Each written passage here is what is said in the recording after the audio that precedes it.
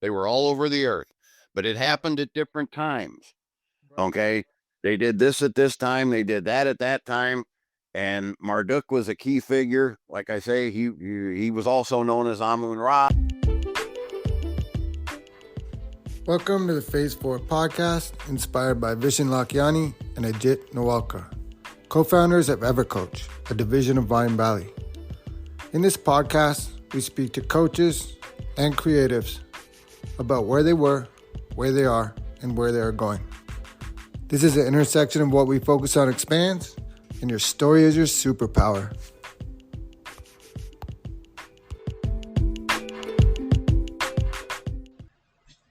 Today's episode is different for a few reasons. The first of which is it's an audio-only episode.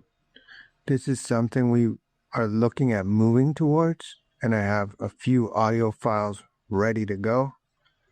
And the second reason is the topic. This is a different topic than we're normally used to, although I do believe there's overlapping ideas, feelings, vibrations for some of the things we cover. Mad Mark is a researcher and a radio broadcaster and has been researching the Anunnaki for 20 years, and today he's going to share with us everything we need to know, don't know, and might be curious to learn. I hope you enjoy this episode and leave some feedback so we know if this resonates or not. My guest today is Mad Mark Jones, and he has a masterclass for us in Anunnaki, ancient civilizations. We're going to talk about a bunch of them. We're going to talk about how it relates to today, how it goes throughout history, and we're also going to talk about what it means to you, because we know everybody has certain places on the planet that they're attracted to. They might not know why, and today we might find out some of those answers. But Mark, welcome to the podcast. Hey, welcome. It's my pleasure to be here. Yes, sir. I found your topic very fascinating. So maybe you could introduce yourself and then your topic, and we'll just go through it in whatever chronological or whatever order makes most sense for our listeners to learn. As I was researching, I had to go on chat and check out some different ideas about this, and there's a lot more than I thought I knew more than I did. So basically, this is a brand new for me, and maybe, take it away. Yeah, it's a very, very deep subject. I've been, like I say, I've been researching it and looking into this for off and on in my spare time for 40 years. You know, you try to live your life and have time for family and jobs and things like that. So it was always kind of something I puttered with in the background kind of thing. But yeah, I've been looking into this, oh wow, I guess since I was a teenager, which was a long time ago. Yeah, it's a very far-reaching subject. Um, where would you like to start? I mean, like I say, my show currently has, oh, I guess I got 13 episodes on. I put a new one on every 2 weeks, and I've still barely scratched the surface of it. I mean, it's such a far-reaching topic and touches on so many different things and religions, and it goes on and on. So, where would you like to? I mean, you.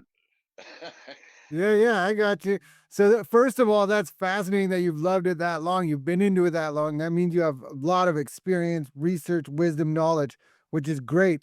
But maybe the place to start is like we're 7-year-old kids listening to you around the campfire, and you're the elder teaching us history through his story. And what are the Anunnaki, maybe? Okay, it's pronounced Anunnaki. There you go. And well, you know, I had a motivation to study this because when I was a small child, living in Illinois, just outside of St. Louis, I had a grandfather who was very into UFOs in general. Anything, and then this is back in the late 60s, we're talking here. So there wasn't a whole lot of information, but he had books and magazines. He was always really into UFOs and paranormal type stuff. And I found it to be fascinating. And then one day I can't remember if it was 68 or 69. I was either 9 or 10 years old. We were sitting down to dinner, and roughly 5 p.m. at night, and I heard this noise. And for some reason, I was the only one. It was like a whirring, almost like a siren, but not really. It was more of a whirring type noise. And I was the only one in the family that got up from the table and ran outside to see what it was. Of course, it was an extremely small town. So whenever you heard any sirens or anything like that, and being a young boy, I wanted to see what the police or the whatever it was go by. So I ran outside, and in the back corner of our next door neighbor's yard, there was this huge tree, and kind of followed the noise with my ears, and it was up, and I looked up, and here was this UFO hovering above the top of this tree, and I got a really good look at it. I mean, it was basically in my backyard, and I was never a very strong kid as a young boy. So I probably couldn't at that point have thrown a rock and hit it. I'm trying to give you an idea how close I was. But as an adult now, I definitely could have picked up a rock and hit it from where I was. So I was extremely close to this thing. I got a really good look at it. And then after about 10 seconds, it shot off towards Trenton. And you could tell what direction it went, but that was it. I mean, it was like boom, and it was just gone. And so I wasn't afraid of it, but it was like, oh, that's one of them things Grandpa talks about, you know. Yeah, yeah, yeah. And yeah, so from that point on, I was just fascinated with anything that had to do with aliens or extraterrestrials. Or I really had this drive inside of me to find out what it was I saw. You know what I mean? Because you got the government at that point telling you, no, it's swamp gas or the planet Venus or, all kinds of crap. And it's like, no, that's not what I saw. I was pretty close to it. I know exactly what I saw, and it wasn't swamp gas. So, from that point on, yeah, I've been very fascinated with this topic. And then we moved up here to Minnesota a few years later. And by that time, I was 12, 13. And that's when Eric Von Daniken came out with his Chariots of the Gods movie. And I couldn't find anybody that wanted to go, with me to see it. So I just rode my bike up to the theater on a Saturday afternoon and watched it myself. Sat there and watched it, and it was just, I was captivated, and I have been ever since. And I don't know if you've ever seen that film, but it was all about these ancient sites all over the planet where basically humans couldn't have done this, and where did this stuff come from, and who did it, and who bit. And I was just fascinated with it at that point. And then of course in the 80s I discovered the books of Zechariah Sitchin, and that's what really reeled me in, because I've always been a very inquisitive person. I want to know why this is this way, and why we do things the way we do, and why are there so many different religions on the planet. And I've just always had a lot of questions. Why? I was the type of guy who would go, because I was raised Christian in a Christian family, and I'd go to, Sunday school, Bible study groups, all kinds of stuff. And I'd have questions, and I'd ask these questions, and I think I was irritating them, because they didn't have answers. Oh, well, we don't really know, you just have to have faith. And that was never good enough for me. It's like, no, something's not adding up here, and I want to know what the truth is. And I always had all these questions. And as I started getting into these books by Mr. Sitchin, uh, the more I dove into it, the more I realized that this is what was really going on. Because every question I ever had about anything on this planet, why things are the way they are, it was answered in those books. And it's like these ancient Sumerians had all this written down, thousands and thousands of years ago, when we shouldn't even have been as advanced as we were, to be able to do something. They had knowledge of the solar system. They knew about Uranus and Pluto, the far out planets that they couldn't possibly have known about back Right. then. They were getting this knowledge from somewhere. and it's just, it was, the more I got into it, the more fascinated I was with it. And yeah, it's just been an ongoing thing for me ever since. Just like I say, looking into it, it's a fascinating topic.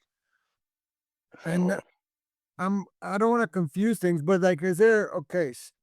Tell me about star seeds, Orion's belt. Does any of this stuff have anything to no, do with it? no, No. no, Okay. Okay. no. See, I kind of get, I'm kind of a pain to people on TikTok and all over the internet, because I'll go on when people are talking about this kind of stuff, like you say, Orion's belt and star seeds and all that. Now, I'm not saying that those things don't exist. But what I'm saying is we have no written proof that they Okay. exist. Okay. Nothing's ever been written down. It's all people, I believe. I believe. When it comes to the Anunnaki, you don't have to believe. It's all right there. I tell people on my show, don't take my word for it. Do not. Don't ever take anybody's word for anything like this. Here's where you go. Read these books, if you want the actual translations of these ancient Sumerian and Babylonian texts, they're all online. You can go and read it for yourself. If you don't believe me, or if you don't believe the way Mr. Sitchin translated it, fine. Go and do your own research. It's all on the internet. You can go and take. When I first started researching this in the 70s, and looking into it and reading, there wasn't anywhere to go. You had to either go to the library and check out a book, or there was no internet, there was nothing. Now you have everything right at your fingers. So don't believe what I'm telling you. Go out and research it for yourself. And then that way you can make your own judgment from that. But these people who talk about these things, that, like you say, oh, I get it all the time. Oh, the Pleiades, and you hear them talking about all these different alien groups, and it's like, where is your proof of this? Where is it written down? Everything I'm talking about is written down in the ancient Sumerian texts. These people, you know, life was hard back then. The ancient Sumerians were the first civilization on planet Earth. They were very advanced, which is one of the mysteries of this whole thing. How did they get so advanced so fast? 1 minute we're living in caves and hunting for wild animals for food and all this, and the next minute we're building these massive cities and all these things that they had, mathematics and astrology and all the how does that work? Where did that all come from? you know and if you read the ancient Sumerian text, it says everything we had we got from the gods. And then they go into it. Here's how they came here for this and this and the whole story. They lay the whole thing out. And it's like every question these people weren't just pulling a religion out of their rear end and and making crap up. Life was hard. You had to feed your family, you had to do this and that. It wasn't like our modern day-to-day life. It was still pretty rough for these people. So if they were going to take the time, and I don't know if you're familiar with cuneiform and how that works, how No. they a pen and paper back in the day. They way back then they had to take these clay tablets and make them, and then they had this little stylus thing, and they'd put it on and tap it with it wasn't like nowadays. If you want to tell a story, you get a typewriter or your computer or a pen and paper and write. This was a tedious process to do this on these Right. cuneiform tablets. It wasn't easy. So for them, they weren't out there writing fiction novels and crap. They were writing about their everyday life, and this is what we did, and things that were important. If it wasn't important, they didn't write about it. You know, so it's yeah, it's it's interesting. Yeah, for sure. And I'm reading that about that guy Stitchin. I don't know how to say his name, Yes, but fiction. Yes, and so his book, The 12th Planet, but he says they come from a planet called Nibiru. Nibiru. Nibiru. Nibiru. Nibiru. Yes, it's a planet in our own solar system, and the Sumerians knew all about that also. Um, And so it's like I'll go very into fascinating. I'll go into it a little bit of how, but Yeah. like I say, this is such a far-reaching topic, and you just can't cover it all in a few minutes. But when our solar system, that's another thing. When I was a kid, I always had an interest in. You'd look at the maps of the solar system in school, and they'd show you, okay, here's the different planets. That asteroid belt always bothered me. It's like, how did that get? You don't just have a group of asteroids floating around all together in space like that. That's not natural. And the scientists could never give us an answer. Well, to this day, they still don't. Oh, well, we're not sure. Something was sitting there at one point that got blasted into by something and created all these bits and pieces of these asteroids. Something had to. Well, that's the thing. The Sumerians know all about that. It's all in their tablets. They talk about the creation of our solar system, why the planets are where they're at, what caused that asteroid belt to be created in the first place. It's all in there. There's another planet in our solar system that has an extremely elongated orbit, and it only comes into around our sun once every 3,600 years. And it's massive. It's a huge planet. And when it comes in, it disrupts everything. All the planets start to have, things going on, earthquakes and tidal waves and everything, because this planet is pulling so much on the gravitational pull of the different planets and whatnot. And one of the times that it passed through our solar system, one of its moons crashed into this planet that used to be sitting where the asteroid belt is now. It was called Tiamat. And when it crashed into that, when one of its moons crashed into that planet, it caused half of the planet to shoot forward 2 spots in the rotation. So it used to be on one side of Mars. Now we're Earth on the other side. It basically created our planet, and the remains that were left behind was the asteroid belt, and that's how Earth was created from this planet smacking into this planet Tiamat. And so that's how the Earth was made. And like I say, it's all in them tablets. They write about all this in there. It's incredible. Where did they get this in? Where did they get this information? I mean, it's like, Yeah, I think about all of the different older civilizations. So, like, um, Sumerian is like 1,000 years before Jesus. Egypt, like, oh, it's before, more than that. It's okay. more than that. Yeah, we're talking several thousand years before Jesus. Yeah. And Mesopotamia and like Babylon is like 10,000 years before. And then Yeah. all of the religions, like, let's say Christianity, Hindu, Buddhist, all of these religions point to like a huge great flood around 10,000 years ago. Yep. And this is the Oh, same time as absolutely. Mesopotamia is finding out this information. I don't know if it was right before, right after, but it's fascinating. It would make sense that it would come right after a huge, crazy flood. Actually, it was before. Okay. It was before. They had all this written down before the flood, and then of course after the flood, it all started back up again once everything was rebuilt and recreated.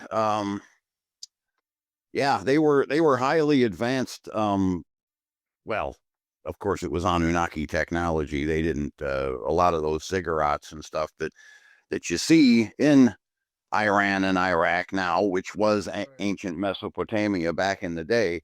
A lot of those buildings were built by the Anunnaki, and they built the pyramids. They built all those all them sites you hear about in Mexico and South America, Teotihuacan and Chichen Itza, all that stuff was built by different these different honor. There were many of them.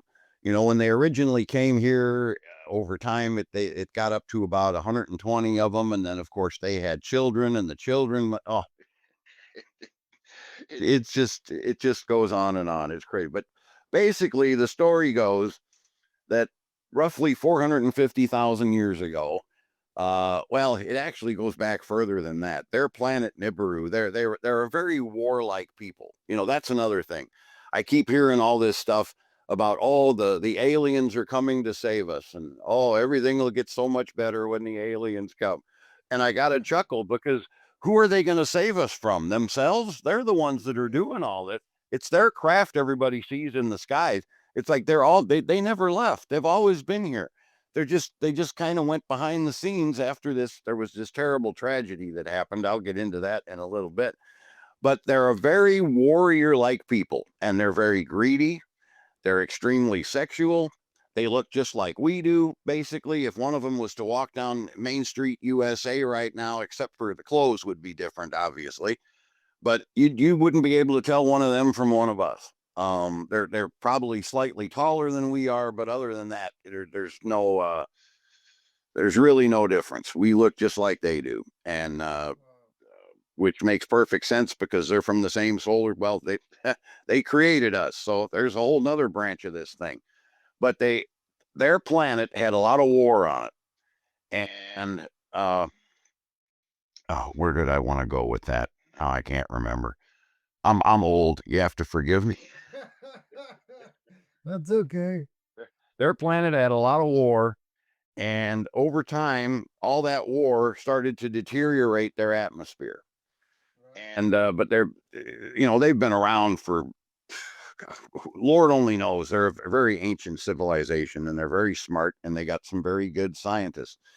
And the scientists came to the conclusion that if we were to take gold particles and put them in our atmosphere, it would hold the atmosphere in from disappearing, and we'll survive. They were looking, they wanted to, their planet was basically dying. So they thought, okay, where can we get some gold? Well, at one point, their leader had been disposed. They're kind of, like I say, they fight all the time. They're always changing leadership, and yeah, anyway, uh, they had they had a change of guard basically, and a new leader was put in, and the old one didn't get along with the new leader. He wasn't really welcomed anymore, so he took off. And that was at a particular time when their planet was in our solar system. So he didn't have that far to go to get to Earth. So he went to Earth. And because, it's their planet, when it passes through our solar system, it's like a moving observatory. They get to witness our entire solar system as they're coming in and as they're going back out again. So they know all the different planets, which ones support life, which ones don't, all of that. They know all that stuff. So this guy knew that, Earth was a planet that he could survive on because their atmosphere was a lot like ours. So breathable air and water and all that. So he came here, and that's when they first discovered that there was gold here. So he was in a position to, like I say, he didn't get along with this new king of their planet. But he wanted to, at the same time, he wanted to save their planet. So he radioed back to them and said, hey, there's gold on this planet. And I know we need gold desperately, and it's not that hard to mine here. So we should look into this. So that's when the whole story actually begins. At 450,000 years ago, the first team of these ancient astronauts came here to Earth to mine gold, and they set up their original camps, or whatever you want to call it, in Sumeria, which is where Iran and Iraq are today. And it all just went from there. And what happened was they had a working class of these Anunnaki that were called the Igigi, which is IGIG. And they were the working class, and they were the ones who had to do all the grunt work, basically. And they were the ones who had to mine the gold. And after another thing you have to understand, I'm getting off track here, but You're good, man. You're good. there's so much to this. You know what I mean? There's so much to it. Okay, so you know how on our planet, every time our Earth makes one loop around the sun, we age 1 year, right? Everybody can agree to that. All right. Yeah. It's the same on their planet. Okay. Every time their planet makes one pass around the sun, they call it a shar, SHAR. Okay. Okay. The problem is that takes 300 or 3,600 Earth years for their planet to go around our sun one time. So you can imagine how the lifespan of these beings. Okay, they they age 1 year every 3,600 of our years. Okay, Okay. so they seem eternal because they don't age very quickly. So getting back to the Mesopotamia thing, what was I talking about there? Oh I God. was putting the wrong date on it. I was putting it too early, like it's way further in the past. Yeah. Well, okay. So these Ijiji were doing this grunt work for like mining this gold for like thousands and thousands of years. I think you'd have to go back and listen to the episode I did on it. I'm not real good at pulling dates out of my, you know, but it was basically they did it for 10 or 11 shars, which time you take 10 or 11 times 3,600. That's a long time. Okay. And they were getting tired of it. They said, we're getting sick of this. We know that we're trying to save our planet, but this is getting too hard. So the council met, and there was a lot of arguing. This was not an easy decision, but their main scientist, Anki, who was the son of the king of their planet, Anu, that's where the name Anunnaki comes from. It was two half brothers that came down to this planet. Enki and Lil were the two main ones, and Lil was the commander in chief, basically in charge of everything on the planet, and Enki was the scientist who built everything and just put everything together, for what was going on here on Earth to mine the gold. He dug the mines, and just, we can get into Enki more later. He did a lot of things on this planet.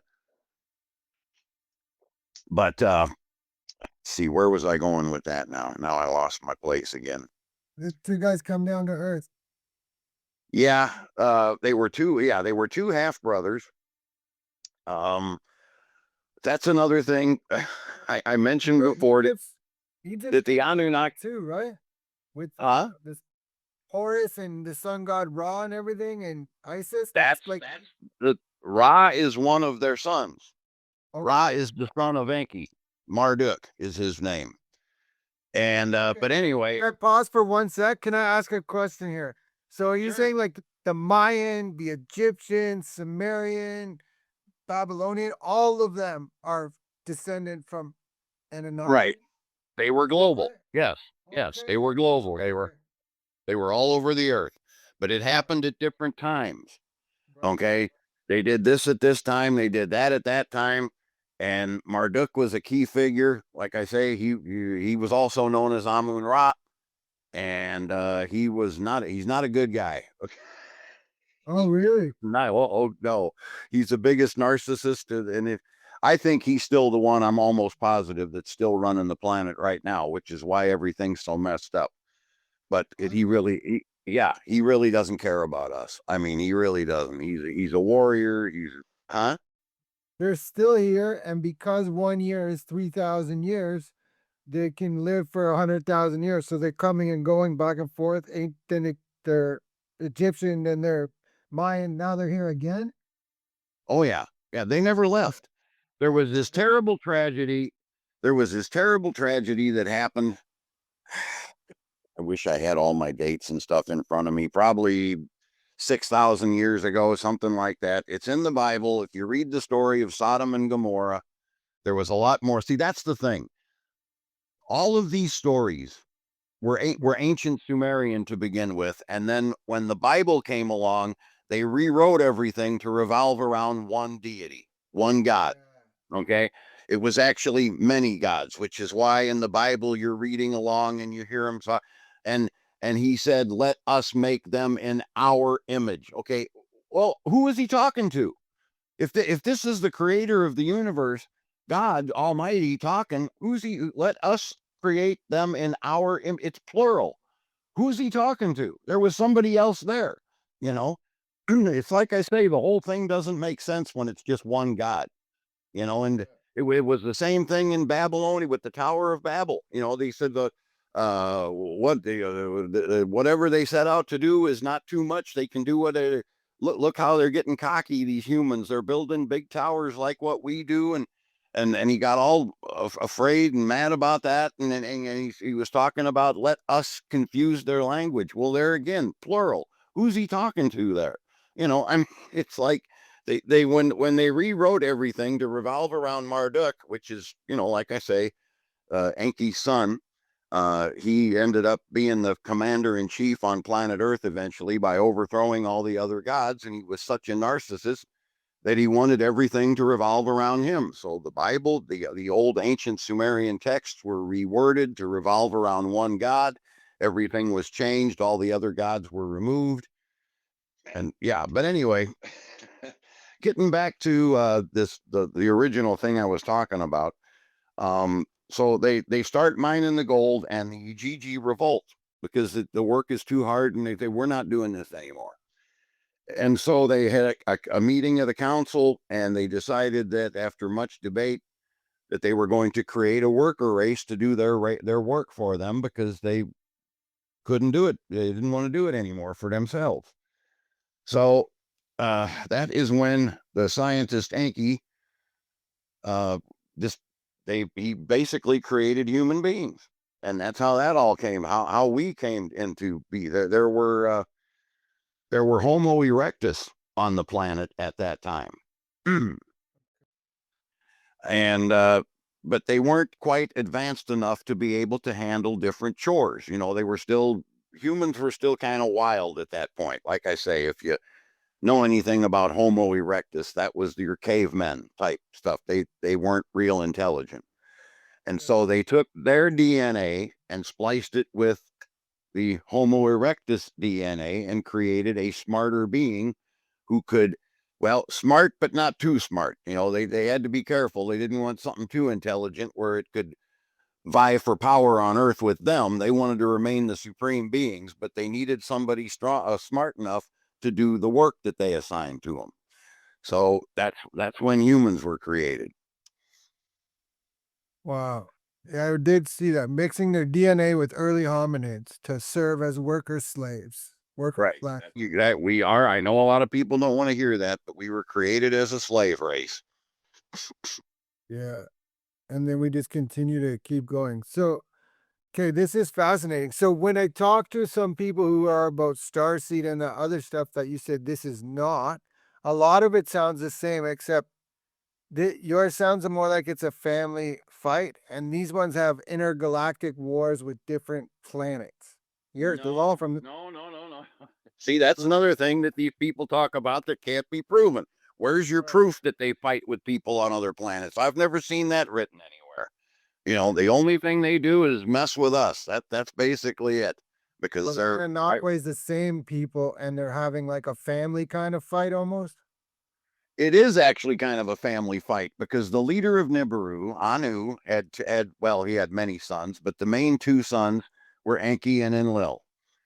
And Enki, see, everything goes by what's the word I'm looking for? It all has to do with succession. There are some countries on our planet who do kingship with like that, or at least in the past they did, where it's all Yeah. succession. Okay, Enki was his firstborn son. But Enki's mom was one of Anu's concubines. They're allowed to have many wives, concubines. These people have sex with basically anything that moves. Okay. They are very sexual people. Okay. So he had this son Enki with a concubine. Okay. So then the next son that came along that he had with his actual wife was Enlil. Now Enki was older, but because his mom was a concubine, Enlil took over the succession, the king, or what, he was next in line for the throne because his mom was the actual wife of Anu. Okay, I don't know if this is making sense or not, but so throughout their lives, Enki and Enlil, they fought like dogs back and forth constantly because Enki was upset that he was not in line for the throne simply because his mom was a concubine and not the wife of Anu. Does that make, are you following me? Oh yeah. Okay. Yes. So It reminds throughout their Muhammad story from his concubines, Muhammad when he Right. worshipped there. So throughout their history here on planet Earth, these two brothers fought like dogs, okay, constantly. They couldn't get along on anything. When Enki decided to create the first human beings, and Lil was against it from day one. He did not want us created at all. He said, we'll find some other way to do this, but I don't really believe we should be tinkering with genetics and creating another race of beings. And then after that, then you get into the whole Eden thing. It was not actually a garden, and it was spelled Edin, not En. It was Eden. It was a human research facility. It was not this lush, beautiful garden that you read about in the Bible. And Enki was actually the one who ended up playing the part of the snake in the garden. You know, come, but that whole thing was all fiction too, trying to put into terms humans could understand what actually happened in the garden. But it actually happened in the lab when Enki was creating us. He gave us the first humans who were created were what's I can't think that word I'm looking for here. They couldn't reproduce. Let's put it that way. Okay, they were not able to reproduce and have children. Okay, there's a word for that, but I can't think of it off the top of my head. Enki is the one who then went back in and changed the genetic code so that we could, in fact, have children. And he did that behind Enlil's back. So when Enlil, that's what the whole Garden of Eden thing was all about. When Enlil actually found out that, oh my God, now they can have reproduce and have kids, he was irate, absolutely irate that Enki had gone and done this without him knowing about it. And so that's what the whole Garden of Eden thing was all about. That was the whole snake. I mean, come on, a snake talking to that actually didn't happen that way. There's a lot more to that story than what you read in the Bible. But yeah, and then it comes back to the whole, you were talking about the flood before. It comes back to the flood. Okay, the Anunnaki, these gods, and I say that with a small g because they weren't gods; they were ancient astronauts from Nibiru. But they did not cause that flood. If you read in the Bible, it says, "Oh, and God was pissed off, and He was gonna, at the humans." And there's so much more to that story than what you read. That's not really what it was at all. Every time Nibiru, I mentioned earlier, comes into our solar system, it disrupts everything that goes on the other planets here, us and Mars and Jupiter, all of them. So it was Nibiru happened to be passing through at that time. We were just coming out of the last ice age at that point, and their scientists, Sankey and his team, discovered that when Nibiru came just so close to Earth, it was going to set off a ice chunk in Antarctica that was going to break off and was going to cause an immense flood. So when Enlil found out about that, he said, "Good, let them all die. I'm sick. We never should have created them in the first place. Let's just let them all get wiped out, and we'll find some other way to get the gold." Well, Enki couldn't allow that to happen. He loves the humans. He created us. And so he said, "Nope, I can't allow that to happen." It's a long story. I'm not going to go into all the details, but basically, the character that you read in the Bible as Noah, his name was actually Ziasudra or Iknapishtim. He actually went by, there's depending on which version you're reading, the Sumerian, the Babylonian, whatever. Enki went to him, and that's where that whole thing was, where he told him to build the boat and do this and that and to survive, because he wanted at least some of the humans to survive this flood that was coming. They knew it was coming in advance. And so that's the whole Noah story again. And Lil and Enki, you read that story in the Bible, and 1 minute God's all upset and, "Oh, I'm going to wipe out the humans." And then at the next minute, "Oh no, he changes his mind. I'm going to go save one of them." And you know, it just makes no sense the way it's written in the Bible. It's actually, there's more than one person involved here. More than one God involved. And so that's how that whole thing came out. But I mean, once you start reading these Bible stories, in the sense of, well, actually, the best thing to do is to read them in the original Sumerian version. You really start finding out the truth of what really went on back then, because there was so much more to all this stuff than what you read in the Bible. It's just Right. incredible. Yeah, there's even like, is it called the Nagamati? A place in Egypt, the guy found like, it's called the Lost Gospel of Thomas, and it's like a fifth book instead of just Matthew, Mark, Luke, and John, and it tells a completely different story from a totally different perspective where you're not just Yeah, a lot of that stuff so was left out. certain. Yeah, a lot of that stuff was left out of the Bible accidentally on purpose. Right.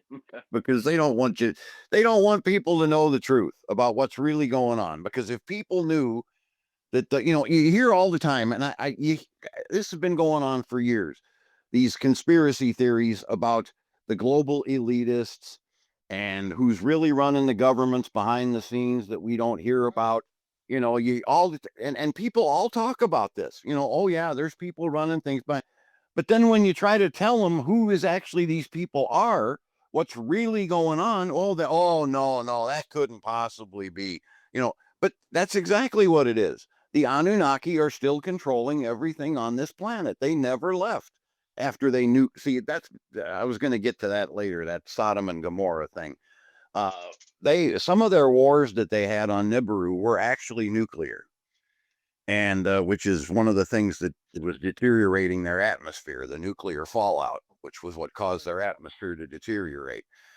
So they were more than familiar with nuclear weapons, but they got scared so bad when they used them in them wars and caused their atmosphere to deteriorate that they kind of put them on the shelf. Okay, we're not going to use these anymore. They're too damn dangerous. Well, through the thousands of years that the Anunnaki were on this planet. And then, like I said, they had kids. And then the kids wanted their own kingdoms because every Anunnaki had his own, which is why we have all these different religions on planet Earth, because every Anunnaki had his country, his territory. You will worship only me, screw all the rest of them. I mean, the humans knew that there were other gods on Earth, but you were demanded to worship the god in the territory that you lived in. And that's why we have all these religions on this planet, because they all would revolve around a different Anunnaki god. And so that's how that whole thing came about. And but then they started having kids, and the kids wanted territory of their own, and this went on and on and on, and the battles and the wars between them all. And, and then eventually, Enki had well, he had a lot of kids, as you can imagine, as sexual as they all were, but his two main sons were Ningazida, otherwise known as Thoth to the Egyptians. He was known as Quetzalcoatl to the people in South America, the Aztecs and the Mayans. He was, and then his brother Marduk, who was also known as Amun Ra. They were two completely different people. They fought kind of like Enlil and Enki, constantly at odds with each other. And so eventually Enki told Thoth, he said, hey, you know what? This is just leading to more problems. Why don't you get a crew together, pack up stuff, and see what happened was after the Great Flood, South America was affected by that flood too. It wasn't global like it says in the Bible, but basically the whole southern hemisphere was devastated by the flood. So some of the scientists found out that after the floodwaters receded from South America, the gold had kind of been, a lot of it had come to the surface, kind of, if that makes sense. And he said, go take a crew, go over to South America and start over there doing what we've done here in Egypt. Take it over there and go and start a whole new thing over there. Well, that's where all that stuff comes from in South America. That was Thoth and his crew. So yeah, so actually your people from South America are hereditarily they came from Egypt and the Canaan area. That you'd have to listen to my show. I go into a lot more detail on all this. Yeah, no, it's fascinating. The Inky and the other one, it sounds like almost like a yin yang, that idea of just you're saying how they argue over everything, like they're the opposite and day and night up and Right. left. Absolutely. You've got the commander, the one guy who's the commander, and he rules with an iron fist. And then you've got his brother, the scientist, who's the smart one. He's not a commander. He's for the humans because he created the humans. Right. So That's draw those right. stories out. He's the nice guy. Yeah, he's the nice guy, and he tries to do the right thing. But then again, I told you before, those two sons, Marduk, Amun Ra, and Thoth, Ningazida, or Quetzalcoatl into South Americans, and they were completely different. Same as Enlil and Enki. They hated each other. They fought like dogs. So that's why Enki told Thoth, hey, you know what? This ain't going anywhere. All you two guys do is fight back and forth and you're destroying everything. Why don't you get a crew together and go to South America and start a whole new civilization down there? And you can mine the gold you can still get our gold for us, but you're away from Marduk and then you won't have all this fighting. So go over there and start over. And that's where all that stuff came from. So Wow. yeah, Man, it's thing of so Australia, except the Anunnaki, the British, and then the Australians and Aborigines are the humans on Earth. I don't know a whole lot about the Aborigine. I haven't gotten to that. This Australia started like England just went and put a prison and said, "Go way over there." Oh, right, right. But that was much. That's more modern history. That was Yeah, yeah. way after these guys. Yeah. No, no, for sure. Just similarities where the Anunnaki is like, "Hey, go over there," and then instead of the Aboriginals, just the humans that built that part in the Amazon or whatever you're talking about. Those would be same idea. But yeah, I get it. So I guess as we wrap up, man, is there what's going to happen in the future? Do we know any of that? Is there messaging that we need to take for the present day? Well, there's a lot of people who claim that the government knows all about. Well, I'm sure they do. There's no way they don't know what's Of really going course. on here. Yeah, and that they're coming. That the Anunnaki, that Nibiru's coming back into our solar system, and they're going to come back, and everything's going to be sunshine and roses. Well, I I don't think it's going to be sunshine and roses, but I do think our planet is in for some hefty changes coming up. Um, another thing the Anunnaki are very into is astrology. Now, I am certainly no expert when it comes to astrology. I've never really had any interest in it, but they do. The Anunnaki do. They're really into astrology. Yeah, they have And to be, right? right, and their whole succession thing revolves around astrology.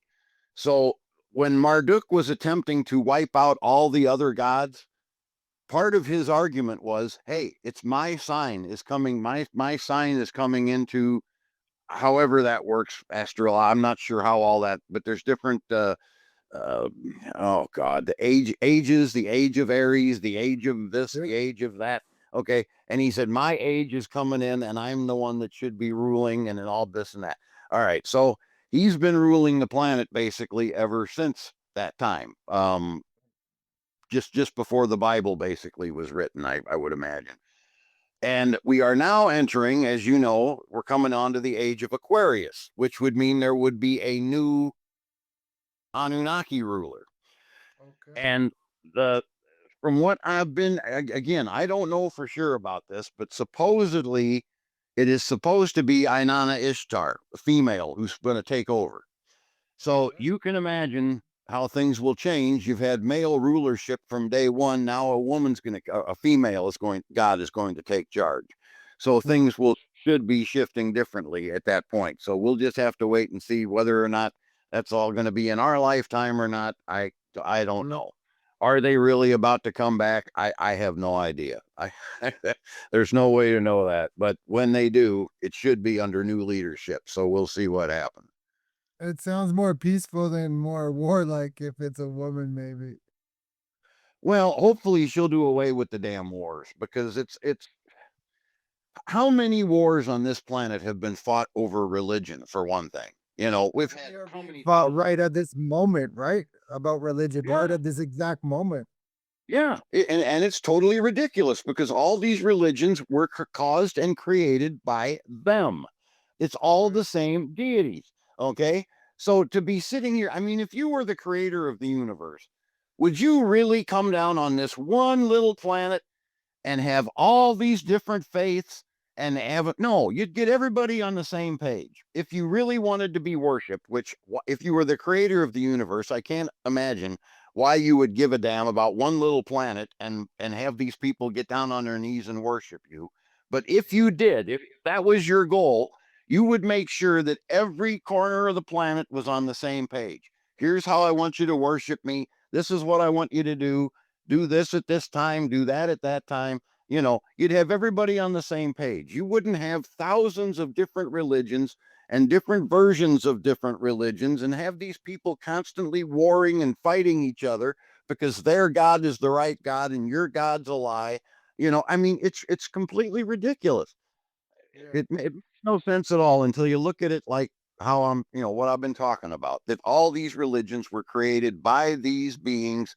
And that's why you're basically worshiping the same people.